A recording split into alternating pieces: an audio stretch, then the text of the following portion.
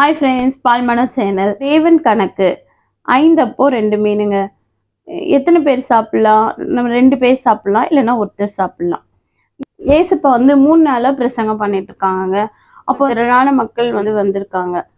அப்போ ஏசப்பா பிலிப்பை நோக்கி, நீங்க இவங்க மக்கள்லாம் இவ்வளோ பேர் இருக்காங்க, அவங்க சாப்பிட்றதுக்கு ஏதாவது கிடைக்குமா பார்க்க சொல்றாங்க. அவர் சொல்றாரு, இவ்வளோ மக்களுக்கு நம்ம 200 பணங்கள் கொடுத்தா கூட பத்தாது அப்படின்னு சொல்றாங்க. அந்திரேயர் சொல்றாங்க, இங்க ஒரு சிறுவன் இருக்கா, அவன் கையில 5 அப்பமும் 2 மீனும் இருக்குன்னு சொல்றாங்க.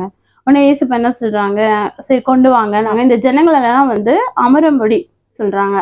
உடனே அவங்க ஜனங்களெல்லாம் ஸ்ரீஷர் வைக்கிறாங்க.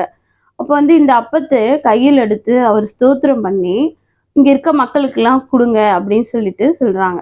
உடனே என்ன பண்றாங்க, அங்க இருக்க சீஷர்கள்லாம் அவங்க எல்லாரும் அப்பமும் மீனும் அவங்களோட பசி தீர அவங்க திருப்தி அடைகிறத்தக்க அவங்களுக்கு கொடுக்குறாங்க.